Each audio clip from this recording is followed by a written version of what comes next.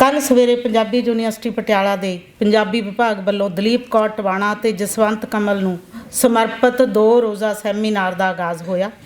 पंजाबी कविता नारी दलित प्रवास के संदर्भ विच विषय नूं केंद्र दे विच रखदिआं यह सैमीनार यूनीवर्सिटी के ऐसे हाल दे विच हो रहा है। उप कुलपति BS घुम्मण साहब की प्रधानगी हेठ सैमीनार के उद्घाटनी सैशन की शुरुआत पंजाबी विभाग के मुखी डॉक्टर सुरजीत सिंह के शब्दों नाल हुई। डॉक्टर रजिंदरपाल सिंह ने सैमीनार की रूपरेखा बारे जानकारी दिंदिआं दस्सिया कि हाशियाकृत धिरां नूं केवल साधना विच ही नहीं सगों समाज विच मान रुतबे पक्षों भी पिछे धक्या हुंदा है।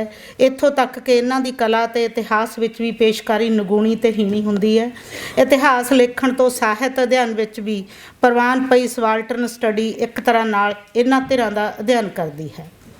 डॉक्टर जसविंदर सिंह जिन्हां नूं मुख सुर भाषण लई बुलाया सी, उन्होंने अपना मुख सुर भाषण दिंदिआं पंजाबी नारी काव्य दलित काव्य ते प्रवासी काव्य के पड़ाव दर पड़ाव रूपांतरण तो जाणू करवाया। उन्होंने अज दे दौर के राजनीतिक ते पूंजीवादी वरतारिਆਂ के प्रसंग च ਸਾਹਿਤ की भूमिका की चर्चा की। उन्होंने पंजाबी ਸਾਹਿਤ के हवाले नाल कहा कि साडा नायक भगत जोगी आशिक योधा हाकम नहीं रहा कदे भी। डॉक्टर जसविंदर सिंह ने अजोके खपतवादी दौर में मनुख के उलझवें सुभाਅ नूं समझण की लोड़ ते जोर दिता। विशेष मेहमान के तौर पर प्रोफैसर राज कुमार हंस ने शिरकत की। उन्होंने पंजाबी दलित ਸਾਹਿਤਕਾਰੀ के प्रसंग च गल करदिआं इस दे इतिहास बारे चर्चा की। उन्होंने इस गल ते जोर दिता कि पंजाबी ਸਾਹਿਤ के इतिहासां नूं पुनर्विउंतण की जरूरत है, क्योंकि पंजाब दे विच दलित पिछोकड़ वाले धार्मिक मुहावरे विच गल करन वाले महापुरुषों ने काफ़ी मात्रा दे विच ਸਾਹਿਤ रचिया है। उस नूं ਸਾਹਿਤ ਦੇ ਇਤਿਹਾਸਾਂ ਵਿੱਚ ਬਣਦੀ ਥਾਂ ਦੇਣ ਦੀ ਜ਼ਰੂਰਤ ਹੈ। ਚਰਚਾ ਦੌਰਾਨ ਉਹਨਾਂ ਭਾਈ ਜੀਵਨ ਸਿੰਘ, ਸੰਤ ਵਜ਼ੀਰ ਸਿੰਘ, ਗਿਆਨੀ ਦੱਤ ਸਿੰਘ, ਨਰੰਗ ਦੇਵੀ ਤੇ ਪੀਰੋ ਪ੍ਰੇਮਣ ਆਦਿ ਸਿਰਜਕਾਂ ਦੀ ਗੱਲ ਕੀਤੀ। ਉਹਨਾਂ ਆਉਣ ਵਾਲੇ ਸਮਿਆਂ 'ਚ ਪੰਜਾਬੀ ਦਲਿਤ ਸਾਹਿਤ ਚਿੰਤਨ ਦੇ ਖੇਤਰ 'ਚ ਹੋਰ ਕਾਰਜ ਹੋਣ ਦੀ ਆਸ ਵੀ ਪ੍ਰਗਟਾਈ। ਡਾਕਟਰ ਸਤਨਾਮ ਸਿੰਘ ਸੰਧੂ ਨੇ ਧੰਨਵਾਦੀ शब्द कहे तो यूनीवर्सिटी की वाल्मीकि चेयर द्वारा भविख च सकारत कारज का भरोसा भी दवाया। डॉक्टर जसविंदर सैनी होरां ने इस सैशन का मंच संचालन किया। इस तो बाद पहले अकादमिक सैशन के विच डॉक्टर पाल कौर की प्रधानगी तहत 3 परचे पढ़े गए। डॉक्टर सुखदेव सिंह सिरसा ने अपने परचे दे विच पंजाबी नारी काव्य के विधा बिंदु ते इतिहास नूं लैके तत्थ भरपूर जानकारी दी। उन्हां कोले बहुत ज़्यादा डाटा सी इस संबंधी। इस तहत उन्होंने बीबी रूप कौर, सहजो बाई, साहिब देवी अरोड़ी, हरदेई, नौरंग देवी, पीरो प्रेमण आदि नारी कवियां की रचना बारे विस्तार दे विच विचार प्रगट किए। उन्होंने पंजाबी ਸਾਹਿਤ विच गुलाब दासी आर्फ परंपरा के योगदान ते विचारधारा उपर चानना पाया। पीरो की रचना के संदर्भ में उन्होंने कहा कि पीरो सब पछाणा नूं रद्द करके मनुख होने की गल करती है तो समाज की हिंसा का उत्तर भाषा की हिंसा राहीं दिंदी है। डॉक्टर सरबजीत सिंह ने अपने परचे विच समकाली दलित कविता के प्रपेख ते पसार की गल की। उन्हां भारत के अलग अलग सूबियां च वक्खो वक्खरियां दलित पछाणा होने की गल आखी। उन्हां कहा कि अज दलित कवि अपने मसलियां दे नाल नाल विश्व के मसलियां नूं मुखातब है। जाति अवचेतन के संदर्भ च उन्हां आख्या कि जदों समाज सभ्याचार ते कीमत प्रबंध च जात पात है तां ਸਾਹਿਤ विच भी इसका प्रतिबिंब दिसेगा ही। डॉक्टर सिकंदर सिंह ने पंजाबी दलित कविता की भाषा बारे बनी अपनी समझ अपने परचे दे विच पेश की। उसने कहा कि दलित कविता दमनकारी शक्तियों की पछाण करती है तो यह जरूरी भी है। उन्होंने भगत कबीर तो लैके आधुनिक पंजाबी कवि लाल सिंह दिल तक दियां रचनावां चों हवाले दे के अपनी गल की। उन्होंने भाषा की राजनीति बारे गल करदिआं रूपक की ताकत बारे विचार रखे। उन्होंने पंजाबी कविता विच दमत वर्ग लई कमज़ोर रूपक घड़े जां वरते जाण की गल भी आखी। दूजे सैशन की शुरुआत मेरे पेपर तो शुरू हुई। मैं जो कहा बस बरीफ थोड़ा दस दिनी। समकाली पंजाबी कविता के नारी सरोकार तो गल की। उन्हां पंजाबी कविता के इतिहास के प्रसंग च नारी सरोकारां की गल ते जोर दिता। उन्हां समकाली पंजाबी कविता चों पाश, संतराम उदासी, सुरजीत पात्र, मोहनजीत, पाल कौर, सुखविंदर अमृत, मनजीत टवाणा, नीतू अरोड़ा, मनदीप औलख, ਹੋਰਾਂ ਦੀਆਂ ਰਚਨਾਵਾਂ ਨੂੰ ਉਦਾਹਰ ਬਣਾਉਂਦਿਆਂ ਵਿਚਾਰ ਪੇਸ਼ ਕੀਤੇ। ਉਹਨਾਂ ਨੇ ਕਿਹਾ ਕਿ ਸਮਕਾਲੀ ਪੰਜਾਬੀ ਕਾਵਿ ਨਾਰੀ ਸਰੋਕਾਰਾਂ ਨਾਲ ਭਾਵੇਂ ਪੂਰੀ ਤਰ੍ਹਾਂ ਲਵਰੇਜ਼ ਹੈ, ਪਰ ਨਾਰੀ ਦੇ ਸਰੋਕਾਰਾਂ ਦੇ ਮੂਲ ਮੁੱਦੇ, ਜਿਸ ਵਿੱਚ ਨਾਰੀ ਦੇ ਮਨੁੱਖ ਵਜੋਂ ਪਰਿਭਾਸ਼ਿਤ ਹੋਣ, ਗਿਆਨ ਮਾਰਗ ਵਿੱਚ ਮਰਦ ਦੀ ਇਜਾਰੇਦਾਰੀ ਖਤਮ ਕਰਕੇ ਬਰਾਬਰਤਾ ਹਾਸਲ ਕਰਨੀ, ਪਿਤਰੀ ਪ੍ਰਬੰਧ ਦੇ ਸਾਂਚੇ ਅਨੁਸਾਰੀ ਵਿਆਹ ਪ੍ਰਬੰਧ ਵਰਗੀ ਸੰਸਥਾ ਨੂੰ ਢਾਹ ਕੇ ਮੁੜ ਉਸਾਰਨਾ ਹੀ ਨਹੀਂ, ਬਲਕਿ ਆਸ਼ਕ ਮਸ਼ੂਕ ਦੀ ਪਰੰਪਰਿਕ ਮੁਹੱਬਤ, ਜਿਸ ਦੇ ਵਿੱਚ ਅਭੇਦਤਾ ਹੈ, ਨੂੰ ਵੀ ਨਾਰੀ ਕਾਵਿ ਕਾਟੇ ਹੇਠਾਂ ਲਿਆ ਰਿਹਾ ਹੈ। ਸੋ ਮੇਰੇ ਅਨੁਸਾਰ ਥੋੜ੍ਹਾ ਜਿਹਾ ਇਸ ਤਰ੍ਹਾਂ ਕਿ ਜਿਹੜਾ ਨਾਰੀ ਕਾਵਿ ਹੈ ਉਹ ਇੱਕ ਵਿਚਾਰਧਾਰਕ ਪੈਂਤੜਾ ਅਖਤਿਆਰ ਕਰ ਰਿਹਾ ਹੈ। ਨਾਰੀ ਨੂੰ ਪਤਾ ਕਿ ਅਸਲ ਵਿੱਚ ਤਾਂ ਭੇਦ ਨਾਰੀ ਹੀ ਹੁੰਦੀ ਹੈ। ਡਾਕਟਰ ਹਰਵਿੰਦਰ ਭੰਡਾਲ ਨੇ ਨਾਰੀ ਦਲਿਤ ਤੇ ਪੰਜਾਬੀ ਕਵਿਤਾ ਵਿਸ਼ੇ 'ਤੇ ਆਪਣਾ ਪਰਚਾ ਪੜ੍ਹਿਆ। ਉਹਨਾਂ ਨਾਰੀ ਤੇ ਦਲਿਤ ਵਰਗ ਦੇ ਸ਼ੋਸ਼ਣ ਦੇ ਹਵਾਲੇ ਨਾਲ ਮਨੁੱਖੀ ਇਤਿਹਾਸ ਦੇ ਧਾਰਮਿਕ ਗ੍ਰੰਥਾਂ 'ਚੋਂ ਲੈਂਦਿਆਂ ਆਪਣੀ ਗੱਲ ਸ਼ੁਰੂ ਕੀਤੀ। ਉਹਨਾਂ ਪੂਰਨ ਸਿੰਘ, ਮੋਹਨ ਸਿੰਘ, ਅੰਮ੍ਰਿਤਾ ਪ੍ਰੀਤਮ, ਸੰਤਰਾਮ ਉਦਾਸੀ, ਲਾਲ ਸਿੰਘ ਦਿਲ ਤੇ ਹੋਰ ਨਵੇਂ ਕਵੀਆਂ ਦੀ ਕਵਿਤਾ 'ਚ ਇਹਨਾਂ ਵਰਗਾਂ ਦੇ ਸਰੋਕਾਰਾਂ ਦੀ ਪੇਸ਼ਕਾਰੀ ਬਾਰੇ ਧਾਰਨਾਵਾਂ ਪੇਸ਼ ਕੀਤੀਆਂ। ਉਹਨਾਂ ਨੇ ਕਿਹਾ ਕਿ ਨਵੇਂ ਕਵੀ ਅੰਤਰਮੁਖੀ ਸਰੋਕਾਰਾਂ ਤੋਂ ਪਾਰ ਜਾ ਕੇ ਰਾਸ਼ਟਰੀ ਅੰਤਰਰਾਸ਼ਟਰੀ ਸਰੋਕਾਰਾਂ ਨੂੰ ਮੁਖਾਤਬ ਹੋ ਰਹੇ ਨੇ। ਨੀਤੂ ਅਰੋੜਾ ਨੇ ਨਾਰੀ ਕਾਵਿ ਦੀ ਨਾਰੀਵਾਦੀ ਪੜ੍ਹਤ ਬਾਰੇ ਆਪਣੇ ਵਿਚਾਰ ਸਾਂਝੇ ਕੀਤੇ। ਉਸ ਨੇ ਕਿਹਾ ਕਿ ਨਾਰੀਵਾਦ ਪਿਤਰਕੀ ਪ੍ਰਬੰਧ ਨੂੰ ਸਮਝਣ ਤੇ ਬਦਲਣ ਦੀ ਰਾਜਨੀਤੀ ਹੈ। ਉਹਨਾਂ ਯੂਨੀਵਰਸਿਟੀਆਂ, ਪੰਜਾਬੀ ਸਾਹਿਤ ਆਲੋਚਨਾ, ਅਖਬਾਰ ਪੱਤਰਕਾਵਾਂ ਤੇ ਅਗਵਾਈ ਦੇ ਖੇਤਰਾਂ 'ਚ ਔਰਤਾਂ ਦੀ ਗੈਰ ਹਾਜ਼ਰੀ ਦੀ ਗੱਲ ਰੜਕਾਉਂਦਿਆਂ ਇਹਨਾਂ ਖੇਤਰਾਂ 'ਚ ਸਪੇਸ ਮੱਲਣ ਦੀ ਗੱਲ 'ਤੇ ਜ਼ੋਰ ਦਿੱਤਾ। ਉਸ ਨੇ ਨਾਰੀਵਾਦ ਬਾਰੇ ਸਮਕਾਲੀ ਆਲੋਚਨਾ ਨਾਲ ਸੰਵਾਦ ਵੀ ਰਚਾਇਆ। ਉਹਨਾਂ ਅੰਮ੍ਰਿਤਾ ਪ੍ਰੀਤਮ, ਪ੍ਰਭਜੋਤ ਕੌਰ ਤੇ ਮਨਜੀਤ ਟਵਾਣਾ ਦੀ ਰਚਨਾ ਨੂੰ ਉਦਾਹਰ ਬਣਾਉਂਦਿਆਂ ਕਈ ਮੁੱਲਵਾਨ ਨੁਕਤੇ ਉਭਾਰੇ। ਇਸ ਦੇ ਨਾਲ ਹੀ ਰਵਿੰਦਰ ਕੌਰ ਕਾਕੜਾ ਨੇ ਸਮਕਾਲੀ ਨਾਰੀ ਕਾਵਿ ਦੀ ਦਸ਼ਾ ਤੇ ਦਿਸ਼ਾ ਬਾਰੇ ਆਪਣਾ ਪਰਚਾ ਪੜ੍ਹਿਆ। ਉਸ ਨੇ ਕਿਹਾ ਕਿ ਸਮਕਾਲੀ ਕਵਿਤਾ ਤ੍ਰੈਮੁਖੀ ਸੰਵਾਦ ਰਚਾ ਰਹੀ ਹੈ, ਜੋ ਮਾਂ, ਪਤੀ ਤੇ ਸਮਾਜ ਨਾਲ ਹੈ। ਉਹਨਾਂ ਕਿਹਾ ਕਿ ਨਵੇਂ ਨਾਰੀ ਕਵੀ ਘਰ ਨੂੰ ਨਿਵੇਕਲੇ ਅਰਥ ਦੇ ਰਹੇ ਨੇ ਤੇ ਜੈਂਡਰ ਮਸਲਿਆਂ ਦੇ ਨਾਲ ਨਾਲ ਸੰਸਾਰ ਪੱਧਰ ਦੇ ਮਸਲੇ ਵਿਚਾਰ ਰਹੇ ਨੇ। ਉਸ ਨੇ ਪਿਤਰੀ ਸੱਤਾ ਖਿਲਾਫ ਨਵੀਂ ਭਾਸ਼ਾ ਤੇ ਸ਼ਬਦਾਵਲੀ ਘੜਨ ਤੇ ਪੂੰਜੀਵਾਦ ਦੀਆਂ ਮਿੱਥਾਂ ਦੀ ਅਧੀਨਗੀ ਨਾ ਸਵੀਕਾਰਨ ਦੀ ਗੱਲ ਵੀ ਕੀਤੀ ਤੇ ਇਸ ਸੈਸ਼ਨ ਦੀ ਜਿਹੜੀ ਪ੍ਰਧਾਨਗੀ ਹੈ ਉਹ ਮਨਜੀਤ ਇੰਦਰਾ ਹੋਰਾਂ ਨੇ ਕੀਤੀ। ਤੀਜੇ ਸੈਸ਼ਨ ਦੇ ਵਿੱਚ ਡਾਕਟਰ ਜਸਵਿੰਦਰ ਸਿੰਘ ਹੋਰਾਂ ਦੀ ਪ੍ਰਧਾਨਗੀ 'ਚ 5 ਪਰਚੇ ਪੜ੍ਹੇ ਗਏ।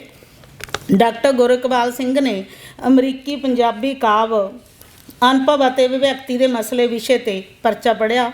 ਉਹਨਾਂ ਆਪਣੀ ਗੱਲ ਗਦਰ ਲਹਿਰ ਦੀ ਕਵਿਤਾ ਦੇ ਹਵਾਲੇ ਨਾਲ ਸ਼ੁਰੂ ਕੀਤੀ ਤੇ ਅਮਰੀਕਾ ਨੂੰ ਸਾਮਰਾਜੀ ਮੁਲਕਾਂ ਦੇ ਆਗੂ ਦੇ ਰੂਪ 'ਚ ਸਮਝਣ ਦਾ ਵਿਚਾਰ ਰੱਖਿਆ।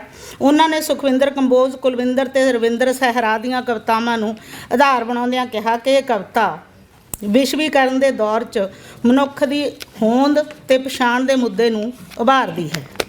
ਡਾਕਟਰ ਸੁਦਰਸ਼ਨ ਗਾਸੋ ਨੇ ਪ੍ਰਵਾਸੀ ਪੰਜਾਬੀ ਕਵਿਤਾ ਨਾਰੀ ਸੁਰ ਤੇ ਸਾਰ ਵਿਸ਼ੇ 'ਤੇ ਆਪਣਾ ਪਰਚਾ ਪੜ੍ਹਿਆ। ਉਹਨਾਂ ਨੇ ਆਪਣੇ ਵਿਚਾਰ ਸ਼ਸ਼ੀ ਸਮੁੰਦਰਾ, ਸੁਰਜੀਤ ਸਖੀ, ਦਿਓਲ ਪਰਮਜੀਤ ਦੀਆਂ ਰਚਨਾਵਾਂ ਨੂੰ ਆਧਾਰ ਬਣਾਉਂਦਿਆਂ ਰੱਖੇ। ਉਹਨਾਂ ਨੇ ਕਿਹਾ ਕਿ ਪ੍ਰਵਾਸੀ ਨਾਰੀ ਕਾਵਿ ਪ੍ਰਵਾਸ ਵਿੱਚ ਔਰਤ ਦੀ ਹੋਂਦ ਤੇ ਹਸਤੀ ਦੀ ਗੱਲ ਕਰਦਾ ਹੈ। ਡਾਕਟਰ ਮੋਹਨ ਤਿਆਗੀ ਨੇ ਅਮਰੀਕੀ ਪੰਜਾਬੀ ਕਵਿਤਾ ਦੇ ਬਦਲਦੇ ਸਰੋਕਾਰਾਂ ਬਾਰੇ ਚਰਚਾ ਕੀਤੀ। ਉਹਨਾਂ ਨੇ ਕਿਹਾ ਕਿ ਇਹ ਕਵਿਤਾ ਅਮਰੀਕਾ ਰਹਿੰਦੇ ਪ੍ਰਵਾਸੀ ਪੰਜਾਬੀਆਂ ਦੇ ਸਮਾਜਿਕ ਸੱਭਿਆਚਾਰਕ ਸੰਕਟ ਅਤੇ ਉੱਥੋਂ ਦੀਆਂ ਕਾਰਪੋਰੇਟ ਨੀਤੀਆਂ ਦੀ ਗੱਲ ਕਰਦੀ ਹੈ। ਡਾਕਟਰ ਸੰਦੀਪ ਸਿੰਘ ਨੇ ਪੰਜਾਬੀ ਪ੍ਰਵਾਸੀ ਨਾਰੀ ਕਾਵਿ ਦੇ ਪ੍ਰਵੇਖ ਤੇ ਪਸਾਰ ਬਾਰੇ ਗੱਲ ਕੀਤੀ। ਉਹਨਾਂ ਨੇ ਕਿਹਾ ਕਿ ਇਸ ਕਵਿਤਾ ਵਿੱਚ ਲਿੰਗਕ ਪਛਾਣ, ਔਰਤ ਦੀ ਹੋਂਦ ਦੇ ਮਸਲੇ ਪੇਸ਼ ਹੋ ਰਹੇ ਨੇ ਤੇ ਬਰਾਬਰੀ ਤੇ ਸਮਾਜ ਦੇ ਸੁਪਨੇ ਹਕੀਕਤ ਨਾਲ ਟਕਰਾਅ 'ਚੋਂ ਇਹ ਕਵਿਤਾ ਪੇਸ਼ ਹੋ ਰਹੀ ਹੈ। ਉਹਨਾਂ ਨੇ ਕਿਹਾ ਕਿ ਪ੍ਰਵਾਸੀ ਪੰਜਾਬੀ ਔਰਤ ਘਰ ਤੇ ਰੁਜ਼ਗਾਰ 'ਤੇ ਚਲਦਿਆਂ ਦੂਰੀ ਭੂਮਿਕਾ ਨਿਭਾ ਰਹੀ ਹੈ। ਕਿਰਨਜੋਤ ਕੌਰ ਨੇ ਸਮਕਾਲੀ ਪ੍ਰਵਾਸੀ ਨਾਰੀ ਕਾਵਿ ਦੇ ਵਿਚਾਰਧਾਰਕ ਪ੍ਰਪੇਖ ਬਾਰੇ ਆਪਣੇ ਵਿਚਾਰ ਪ੍ਰਗਟ ਕੀਤੇ। ਉਸ ਨੇ ਕਿਹਾ ਕਿ ਪ੍ਰਵਾਸੀ ਨਾਰੀ ਦੋਹਰਾ ਪ੍ਰਵਾਸ ਹੰਢਾਉਂਦੀ ਹੈ। ਉਸ ਨੇ ਵਿਭਿੰਨ ਨਾਰੀ ਕਵੀਆਂ ਦੀਆਂ ਰਚਨਾਵਾਂ ਨੂੰ ਆਧਾਰ ਬਣਾਉਂਦਿਆਂ ਰੈਡੀਕਲ ਸਿਸਟਮ ਵਿਰੋਧੀ ਤੇ ਉਦਾਰਵਾਦੀ 3 ਵਿਚਾਰਧਾਰਕ ਆਧਾਰ ਮਿਥੇ।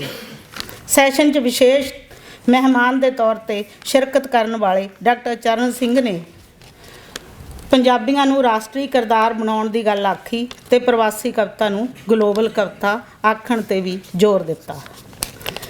ਸੈਸ਼ਨਾਂ ਉਪਰੰਤ ਸ਼ਾਮ ਨੂੰ ਪੰਜਾਬ ਕਲਾ ਪ੍ਰੀਸ਼ਦ ਚੰਡੀਗੜ੍ਹ ਦੇ ਸਹਿਯੋਗ ਨਾਲ ਕਵੀ ਦਰਬਾਰ ਕਰਵਾਇਆ ਗਿਆ, ਜਿਸ ਦੇ ਵਿੱਚ ਸੁਖਵਿੰਦਰ ਅੰਮ੍ਰਿਤ, ਪਾਲ ਕੌਰ, ਵਿਸ਼ਾਲ ਬਿਆਸ, ਨੀਤੂ ਅਰੋੜਾ, ਮੋਹਨ ਤਿਆਗੀ, ਪਰਮਿੰਦਰ ਕੌਰ ਸਵੈਚ, ਮਨਜੀਤ ਇੰਦਰਾ, ਚਰਨ ਸਿੰਘ, ਗੁਰਮੀਤ ਕੱਲਰ ਮਾਜਰੀ, ਮਦਨ ਵੀਰਾ, ਨਵਤੇਜ ਗੜਦੀਵਾਲਾ, ਸਰਬਜੀਤ ਕੌਰ ਜੱਸ, ਰਮਨਦੀਪ ਕੌਰ ਵਿਰਕ, ਸਤਪਾਲ ਭਿੱਖੀ, ਗੁਰਪ੍ਰੀਤ ਕੌਰ ਫਗਵਾੜਾ, ਤਿੰਨ ਸਾਡੇ ਕੋਲ ਗੁਰਪ੍ਰੀਤਾਂ ਸੀ, ਫਗਵਾੜਾ, ਅੰਬਾਲਾ ਤੇ ਇੱਕ ਆਨੰਦੀ, ਸੰਤੋਖ ਸੁੱਖੀ, ਸਿਮਰਨ ਅਕਸ ਤੇ ਹੋਰਨਾਂ ਕਵੀਆਂ ਨੇ ਆਪਣੀ ਕਵਿਤਾ ਦੇ ਜਲੌ ਦਿਖਾਏ।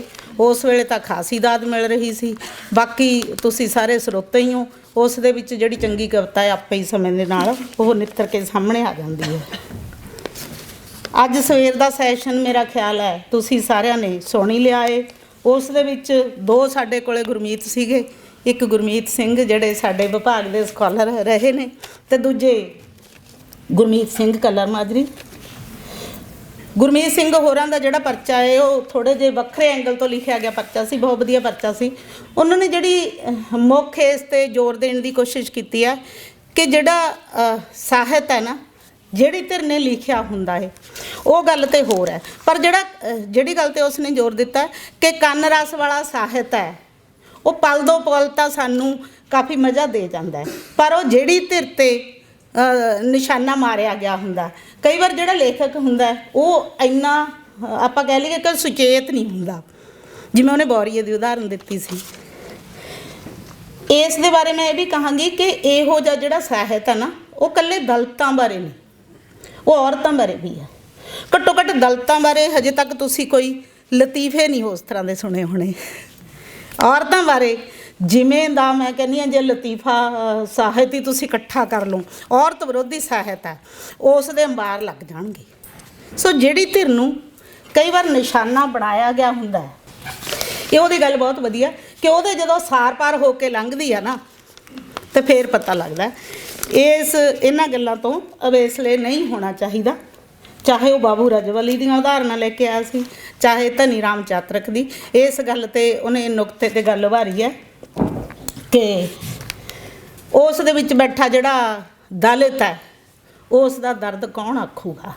ਠੀਕ ਹੈ, ਇਹੀ ਧਾਰਨਾਵਾਂ ਜਿਹੜੀਆਂ ਔਰਤ ਬਾਰੇ ਬਣਦੀਆਂ ਨੇ ਕਿ ਜਿਹੜਾ ਸਾਹਿਤ ਰਚਿਆ ਜਾ ਰਿਹਾ ਉਹ ਨਾ ਤਾਂ ਕੋਈ ਭਾਵੇਂ ਦਲਿਤ ਵਿਰੋਧੀ ਹੈ, ਨਾ ਹੀ ਭਾਵੇਂ ਉਹ ਔਰਤ ਵਿਰੋਧੀ ਹੈ, ਪਰ ਉਹਨਾਂ ਦੀ ਜਿਹੜੀ ਸੱਚਮੁੱਚ ਗਾਥਾ ਕਹਿਣ ਵਾਲੀ ਗੱਲ ਹੈ ਉਹ ਦਲਿਤ ਹੀ ਕਹਿ ਰਿਹਾ ਹੈ ਦਲਿਤਾਂ ਬਾਰੇ, ਅਤੇ ਔਰਤ ਕਹਿ ਰਹੀ ਹੈ ਔਰਤਾਂ ਬਾਰੇ। ਜਿੰਨੀ ਡੂੰਘਾਈ ਉਹਦੇ ਵਿੱਚ ਹੈ ਉਹ ਕਿਸੇ ਹੋਰ ਦੇ ਵਿੱਚ ਨਹੀਂ ਹੈ। ਇਸ ਦੇ ਨਾਲ ਹੀ ਜਿਹੜਾ ਅਗਲਾ ਪਰਚਾ ਗੁਰਮੀਤ ਸਿੰਘ ਕੱਲਰ ਮਾਜਰੀ ਹੋਰਾਂ ਦਾ ਸੀ, ਉਹਨਾਂ ਨੇ ਦੇ ਰੂਪ ਅਤੇ ਸੋਚ ਦੇ ਮਸਲੇ 'ਤੇ ਖਾਸਾ ਜ਼ੋਰ ਦਿੱਤਾ। ਬਹੁਤ ਵਧੀਆ ਗੱਲ ਹੈ। ਕੱਲ੍ਹ ਅਸੀਂ ਇਸ ਬਾਰੇ ਗੱਲ ਵੀ ਕਰ ਰਹੇ ਸੀ, ਅਸੀਂ ਇੱਕ ਸੈਮੀਨਾਰ ਉਲੀਕਣ ਦੀ ਗੱਲ ਕਰ ਰਹੇ ਸੀ ਕਿ ਔਰਤਾਂ ਦੇ ਜਿਹੜਾ ਸਾਹਿਤ ਹੈ ਉਸ ਦੇ ਸੋਹੇ ਸ਼ਾਸਤਰ ਬਾਰੇ ਇੱਕ ਵੱਖਰਾ ਸੈਮੀਨਾਰ ਅਸੀਂ ਕਰੀਏ। ਅਤੇ ਮੈਨੂੰ ਲੱਗਦਾ ਇਸ ਤਰ੍ਹਾਂ ਦਾ ਭਵਿੱਖ ਦੇ ਵਿੱਚ ਸਾਨੂੰ ਕੋਈ ਦਲਿਤ ਸਾਹਿਤ ਬਾਰੇ ਵੀ ਯੋਜਨਾ ਕੋਈ ਇੱਦਾਂ ਬਣਾਉਣੀ ਚਾਹੀਦੀ ਹੈ ਕਿ ਅਸੀਂ ਇਹ ਵੱਖਰੇ ਸਾਹਿਤ ਵਜੋਂ ਇਹਦਾ ਸੋਹੇ ਸ਼ਾਸਤਰ ਕਿਸ ਤਰ੍ਹਾਂ ਦਾ ਹੁੰਦਾ ਉਸ ਦੇ ਬਾਰੇ ਅਸੀਂ ਗੱਲ ਕਰ ਸਕੀਏ। ਇੱਕ ਹੋਰ ਗੱਲ ਤੁਸੀਂ ਕਹੀ ਸੀ ਕੱਲਰ ਮਾਜਰੀ ਸਾਹਿਬ, ਵੈਸੇ ਤਾਂ ਮੇਰੇ ਰਿਪੋਰਟ ਦਾ ਭਾਵੇਂ ਹਿੱਸਾ ਨਹੀਂ, ਮਨ ਦੇ ਵਿੱਚ ਇੱਕ ਪ੍ਰਸ਼ਨ ਉੱਠਦਾ ਹੈ। ਤੁਸੀਂ ਕਿਹਾ ਕਿ ਜਿਹੜੀ ਕੁੱਲ ਮਿਲਾ ਕੇ ਸੀ ਕਿ ਪ੍ਰਿਵਿਲੇਜਡ ਔਰਤ ਹੈ, ਜਿਹੜੀ ਉਹ ਗਰੀਬ ਔਰਤ ਜਿਹੜੀ ਕਿ ਦਲਿਤ ਹੋਏਗੀ ਉਹ ਉਸ ਦੇ ਦਰਦ ਨੂੰ ਨਹੀਂ ਸਮਝ ਸਕੇਗੀ। ਇਹ ਗੱਲ ਅੰਸ਼ਕ ਸੱਚਾਈ ਤਾਂ ਇਹਦੇ ਵਿੱਚ ਹੋ ਸਕਦੀ ਹੈ ਕਿ ਉਸ ਦਾ ਜਿਹੜਾ ਦਰਦ ਹੈ ਉਹ ਇੱਕ ਦਲਿਤ ਹੀ ਸਮਝੂਗਾ। ਜਿੱਥੋਂ ਤੱਕ ਤਾਂ ਦਲਿਤ ਹੋਣ ਦੀ ਔਰਤ ਦੀ ਗੱਲ ਹੈ, ਉਹਦੇ ਦਲਿਤ ਵਾਲੇ ਹਿੱਸੇ ਦਾ ਦਰਦ ਤਾਂ ਉਹ ਸਮਝ ਲੂ। ਪਰ ਮੈਂ ਤੁਹਾਨੂੰ ਇੱਕ ਉਦਾਹਰਨ ਦੇ ਕੇ ਗੱਲ ਸਮਝਾਉਣੀ ਆ ਕਿ ਇੱਕ ਘਰ 'ਚ ਕੰਮ ਕਰਦੀ ਜਿਹੜੀ ਮੇਡ ਹੈ ਉਹ ਦਲਿਤ ਜਾਤੀ ਨਾਲ ਸੰਬੰਧਿਤ ਹੈ। ਜਦੋਂ ਆਪਦੇ ਸ਼ਰਾਬੀ ਪਤੀ ਤੋਂ ਨੱਕ ਤੜਵਾ ਕੇ ਉਹ ਕਿਸੇ ਪ੍ਰਿਵਿਲੇਜਡ ਔਰਤ ਦੇ ਘਰ ਪੋਚੇ ਲਾਉਣ ਆਉਂਦੀ ਹੈ, ਕੀ ਉਸ ਵੇਲੇ ਉਸ ਔਰਤ ਦਾ ਉਹ ਜਿਹੜਾ ਦਰਦ ਹੈ ਉਹ ਕੋਈ ਦਲਿਤ ਆਦਮੀ ਸਮਝੂਗਾ? ਮੇਰਾ ਤਾਂ ਖਿਆਲ ਨਹੀਂ। ਕਹਿਣਗੇ ਵੀ ਕੋਈ ਨਹੀਂ, घर वाले नूं गुस्से च मारता। उस वेले कोई दलित जिहड़ा मर्द उसदा जां कवि जां कोई विद्वान नहीं समझेगा, कोई औरत ही उसदा वो दर्द समझूगी। सो जदों असीं इउं वंडियां पाउने आ ना, समझण लई तां इह गल्लां ठीक ने, पर जदों असीं आपस दे विच इह हाशे ते धक्के लोकां दियां वखरतावां दी गल करदे आ तां उस वेले सानूं उन्हां सरोकारां दी गल करदिआं उन्हां सांझां दी गल भी करनी चाहीदी है। ਇਹ ਮੇਰਾ ਆਪਣਾ ਹੈ। ਤੇ ਉਸ ਤੋਂ ਬਾਅਦ ਮਾਧੋਪੁਰੀ ਸਾਹਿਬ ਹੋਰਾਂ ਨੇ ਵੀ ਇਹ ਜਿਹੜੀਆਂ ਗੱਲਾਂ ਬਹੁਤ ਵਧੀਆ ਤਰੀਕੇ ਦੇ ਨਾਲ ਕੀਤੀਆਂ। ਹਲਵਿੰਦਰ ਸਿੰਘ ਹੋਰਾਂ ਦਾ ਪੇਪਰ ਵੀ ਬਿਲਕੁਲ ਵੱਖਰੇ ਉਹਦੇ ਤੋਂ ਲਿਖਿਆ ਸੀ, ਉਹ ਤੁਸੀਂ ਸਾਰਿਆਂ ਨੇ ਸੁਣ ਹੀ ਲਿਆ। ਤੇ ਮੈਨੂੰ ਲੱਗਦਾ ਬਹੁਤੀਆਂ ਗੱਲਾਂ ਦੁਬਾਰਾ ਦੁਹਰਾਉਣੀਆਂ ਵੀ ਨਹੀਂ ਚਾਹੀਦੀਆਂ। ਤੇ ਲਾਸਟ ਦੇ ਵਿੱਚ ਜਿਹੜੀ ਇੱਕ ਗੱਲ ਸੀਗੀ, ਉਹਨਾਂ ਨੇ ਵੀ ਗੱਲ ਕੀਤੀ ਸੀ, ਮਾਧੋਪੁਰੀ ਸਾਹਿਬ ਹੋਰਾਂ ਨੇ ਵੀ ਇਹ ਵੀ ਜੱਟਾਂ ਵਾਲੀ ਵੀ ਗੱਲ ਸੁਣੀ ਸੀ ਕਿ ਜੱਟ ਵੀ ਦਲਿਤ ਹੀ ਹੁੰਦੇ ਆ। ਤੇ ਜਾਂ ਫਿਰ ਪੰਜਾਬ ਦੇ ਵਿੱਚ ਪ੍ਰਸ਼ਨ ਵੀ ਉੱਠਿਆ ਸੀਗਾ ਕਿ ਪੰਜਾਬ ਦੇ ਵਿੱਚ ਜਿਹੜੀ ਸਥਿਤੀ ਆ ਉਹ ਦਲਿਤਾਂ ਦੀ ਦੂਜੀਆਂ ਸਟੇਟਾਂ ਦੇ ਮੁਕਾਬਲੇ ਥੋੜ੍ਹੀ ਜਿਹੀ ਚੰਗੀ ਵੀ ਹੈ। ਥੋੜ੍ਹਾ ਜਿਹਾ ਤਾਂ ਇੱਥੇ ਅਰਥਚਾਰਾ ਖੇਤੀ ਹੋਣ ਕਰਕੇ ਵੀ ਇਹਨਾਂ ਦੀ ਜਿਹੜੀ ਸਾਂਝ ਹੈ ਪਰਸਪਰ ਇੱਕ ਦੂਜੇ ਦੇ ਉੱਤੇ ਉਹ ਜ਼ਿਆਦਾ ਬਣੀ ਹੋਣ ਕਰਕੇ ਵੀ ਜਿਹੜੀ ਦਲਿਤਾਂ ਦੀ ਤੇ ਕਿਸਾਨੀ ਦੀ ਆਪਸ ਦੇ ਵਿੱਚ ਘਨਿਸ਼ਟ ਸਾਂਝ ਹੈ। ਤੇ ਇੱਥੇ ਤਾਂ ਜੇ ਤੁਸੀਂ ਇਨਕਲਾਬੀ ਸਾਹਿਤ ਦੇ ਵਿੱਚ ਖਾਸ ਕਰਕੇ ਇਸ ਨੂੰ ਸਮਝਣ ਦਾ ਯਤਨ ਕੀਤਾ ਗਿਆ ਤੇ ਉਸ ਦੇ ਵਿੱਚੋਂ ਸੰਤ ਰਾਮ ਉਦਾਸੀ ਇਸ ਦਾ ਮੋਢੀ ਹੈ। ਤੇ ਜੇ ਅਸੀਂ ਉਸ ਦੇ ਕਾਵਿ ਨੂੰ ਪੜ੍ਹਦੇ ਹਾਂ ਤੇ ਇੱਥੇ ਤਾਂ ਜਿਹੜਾ ਕਿਸਾਨ ਆਪਾਂ ਕਹਿ ਲਈਏ ਜੱਟ ਸੀਰੀ ਦੇ ਗਲ ਲੱਗ ਕੇ ਰੋਂਦਾ। ਸੋ ਉਹਦਾ ਸਭ ਤੋਂ ਵੱਧ ਨੇੜੇ ਹੈ ਜੱਟ ਦੇ ਉਸ ਵੇਲੇ ਸੀਰੀ ਹੈ, ਕੋਈ ਹੋਰ ਧਨਾੜ ਕਿਸਾਨੀ ਜਾਂ ਉਸ ਤਰ੍ਹਾਂ ਦੀ ਨਹੀਂ ਹੈ ਗਲ ਲੱਗ ਕੇ ਸੀਰੀ ਦੇ ਜੱਟ ਰੋਵੇ ਬੋਲਾਂ ਵਿੱਚੋਂ ਨੀਰ ਵਗਿਆ। ਸੋ ਇਸ ਤਰ੍ਹਾਂ ਦੀਆਂ ਗੱਲਾਂ ਜਦੋਂ ਅਸੀਂ ਕਰਨੀਆਂ ਨੇ ਉਦੋਂ ਅਸੀਂ ਉਹਨਾਂ ਦੀਆਂ ਸਾਂਝਾਂ ਨੂੰ ਵੀ ਪਛਾਣਨਾ ਹੈ। ਜਦੋਂ ਅਸੀਂ ਕਾਵਿ ਦੇ ਉਹ ਕਾਵਿ ਸ਼ਾਸਤਰ ਵੀ ਉਲੀਕਣਾ ਹੈ, ਉਦੋਂ ਵੀ ਜਦੋਂ ਅਸੀਂ ਇਹਨਾਂ ਦੀ ਗੱਲਾਂ ਕਰਨੀਆਂ ਨੇ ਤੇ ਉਦੋਂ ਨਾਲ ਇਹਨਾਂ ਗੱਲਾਂ ਨੂੰ ਵੀ ਧਿਆਨ 'ਚ ਰੱਖਣੀਆਂ ਕਿ ਉਹਨਾਂ ਦਾ ਸੋਹੇ ਸ਼ਾਸਤਰ ਕੀ ਜਮਾਤੀ ਤੌਰ 'ਤੇ ਵੀ ਕੋਈ ਸਾਂਝ ਵੀ ਬਣਦੀ ਹੈ, ਕੋਈ ਜ਼ਾਤੀ ਤੌਰ 'ਤੇ ਆਪਸ ਵਿੱਚ ਸਾਂਝ ਕਿੰਨੀ ਬਣਦੀ ਹੈ ਅਤੇ ਵੱਖਰੇਵੇਂ ਕਿੰਨੇ ਬਣਦੇ ਨੇ।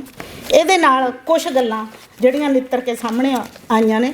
ਸਾਡਾ ਮੰਤਵ ਕੀ ਸੀ ਇਸ ਸੈਮੀਨਾਰ ਦਾ?